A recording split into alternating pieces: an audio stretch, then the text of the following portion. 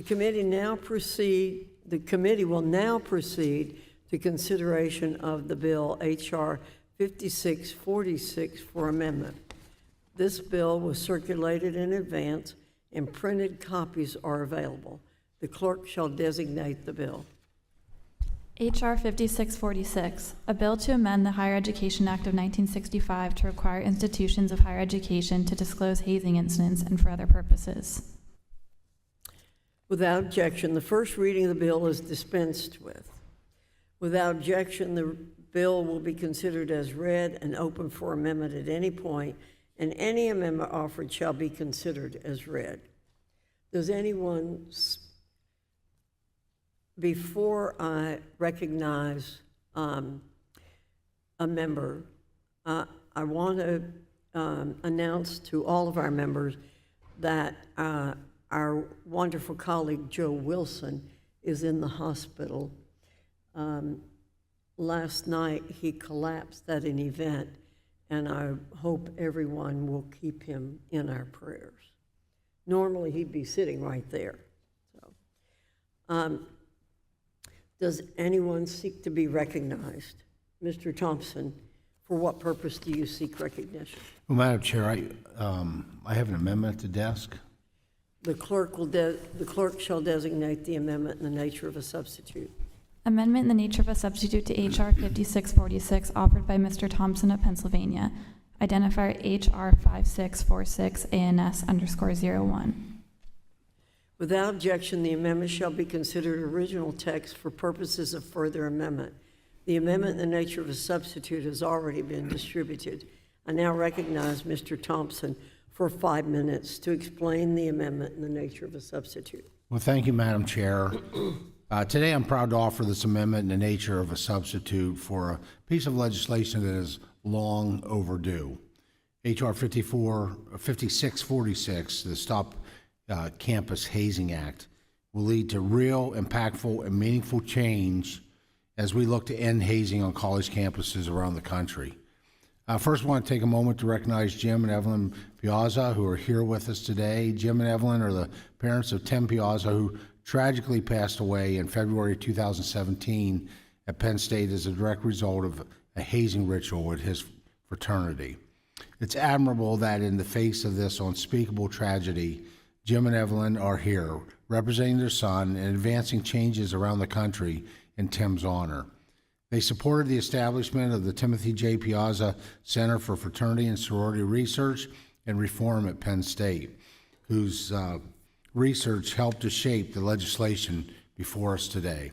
They've also used their voices to enact some of the strongest anti-hazing laws anywhere in the country in Pennsylvania, and I'm glad that they could be with us here today. Thank you for being here. H.R. 5646, as many in this room know, is a combination of two previous anti-hazing bills, including a piece of legislation I was proud to lead on called Ending All Hazing Act. The Stop Campus Hazing Act before us today would improve hazing reporting and prevention on college campuses, including requiring hazing incidents to be reported by their institutions in their annual security report, also known as the Clery Report. To enable this reporting, the bill outlines a definition of hazing so the campus safety professionals can analyze if a reported incident may constitute hazing for the Clery Report. This amendment I'm offering today also respects state laws like those in Pennsylvania by clarifying that state definitions of hazing are to be respected and used when conducting investigations. Finally, this bill includes a number of transparency measures to ensure that students, parents, and the public have access to information about hazing incidents within any student organization. Unfortunately, hazing has almost become an acceptable part of college culture. Let me be clear today, those days are over, and we will continue to work to protect every college student nationwide. I'm grateful that this legislation received broad support, as well as support from the National Pan-Hellenic Conference, the North American Interfraternity Conference, and the Clery Center, and the Anti-Hazing Coalition, and many others, who also worked tirelessly over the years to bring us to this point. Thank you as well to the primary sponsor of this legislation, Congresswoman McBath, for your work and leadership on this issue. And I encourage all of my colleagues to support this substitute amendment and the underlying legislation. And Madam Chair, I yield back. Gentleman yields back. Are there any members who wish to be recognized for further discussion on the amendment in the nature of a substitute? Ms. McBath, you're recognized. Thank you, Madam Chair. And I want to thank every witness, people that have actually been through these horrific incidences. I want to thank the families. I want to thank all the friends that are with us today. As many of you know, my only son, Jordan, was killed in a shooting in 2012. While the circumstances may be just somewhat different, I know the pain of losing a child. I know the hole that it leaves in your soul and the questions it leaves you to continue to dwell on for the rest of your life. The feelings of guilt and the yearning to do anything that you can to reverse the irreversible and to spend just a little bit more time with that person that you lost. To tell them all the things that you wish that you could have during their very short time here on earth. But we know that we're not that lucky. The only thing that we can do now is try to harness our pain and do something positive with it. Try to make a lasting change that will prevent other families from suffering a similar tragedy and creating a long-lasting legacy that truly speaks to the person that you loved so deeply. It's the same reason that I decided to run for Congress, and the same reason that drove Jean Cleary's parents to take their power back as parents and get the Cleary Act signed into law after the tragic killing of their daughter on campus in 1986. Jean Cleary's parents made the same argument that I've heard time and time again from families who have lost loved ones to collegiate hazing. If only we had known. If only we had been made aware sooner.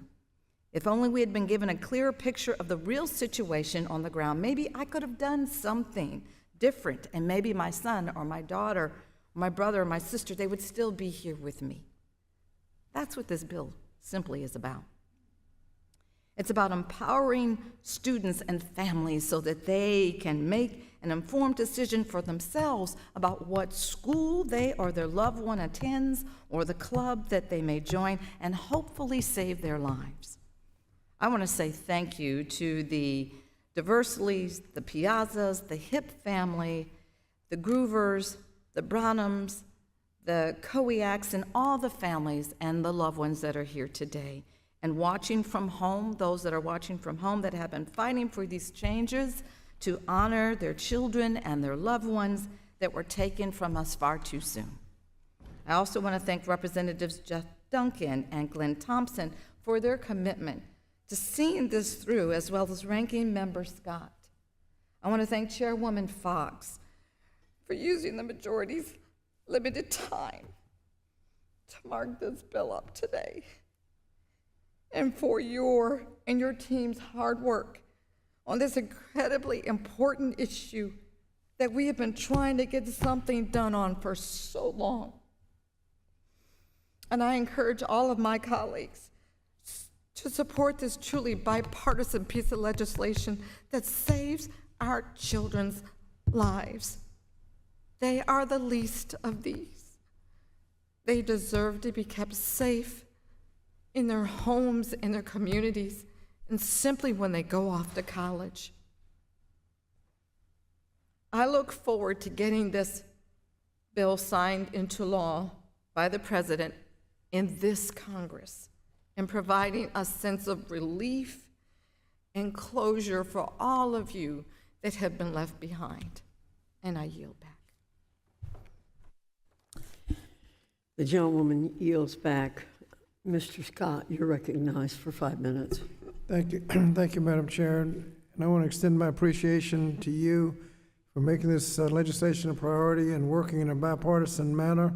Also want to thank Representatives McBath and Duncan for their leadership in H.R. 5646, tackling the problem of hazing in our college campuses. To the families here today and those who may be watching on television, I want to extend my appreciation for your tireless advocacy to ensure that we move forward with this legislation to ensure that we prevent future students from being harmed by hazing. I support the amendment in nature of a substitute because it contains core policy pillars of the Stop Campus Hazing Act to improve reporting and prevention of hazing while also providing transparency about hazing-related misconduct by student organizations. Taking together, these policies create a roadmap for a culture shift in hazing on our campuses that will save student lives. Research indicates that hazing is widespread, underreported, and is too often accepted as part of campus culture. Moreover, hazing is a campus safety issue as it threatens the health and safety of students. Too many lives have already been lost, including in my home state of Virginia, with the 2021 death of Adam Oakes, a freshman at Virginia Commonwealth University. And this is why our work to Stop Campus Hazing Act is so important. Over the last 30 years, Congress has enacted the Jean Clary Disclosure of Campus Security Policy and Campus Crime Statistics Act, better known as the Clary Act, as part of the Higher Education Act. That was championed by a former chair of this committee, Bill Goodling of Pennsylvania, who felt students and parents deserved to know about the safety conditions at their schools. Since its enactment, the Clary Act has served as a federal consumer protection statute ensuring transparency concerning crime statistics and crime policies to students, parents, and the largest campus community. Today, with this legislation, we ensure that students and parents will be better informed about the culture of hazing on their college campuses. This legislation amends the Clary Act to require schools to report on the incidents of hazing as well as to disclose the institution's hazing policies and student organizations engaged in hazing-related misconduct. Finally, the legislation requires schools to adopt a campus-wide research-informed program to prevent hazing. And I'm pleased to offer my support for the amendment in nature of a substitute as it maintains the core provisions of H.R. 5646 to comprehensively address hazing on our college campuses with the hope of preventing future tragedies. Thank you, Madam Chair, and I yield back. Thank you. Thank you, Mr. Scott. Dr. Adams, you're recognized for 5 minutes. Thank you, Madam Chair. I move to strike the last word. I want to, first of all, acknowledge all the parents and families, and thank you so much for being here. And certainly, I have a lot of compassion for the hurt that you felt in losing your children. I do want to commend my colleagues, Congresswoman McBath, Representative Duncan, on bringing forth this bipartisan common sense piece of legislation, the Stop the Campus Hazing Act. Hazing has absolutely no place on college campuses. I served on a college campus as a professor for 40 years.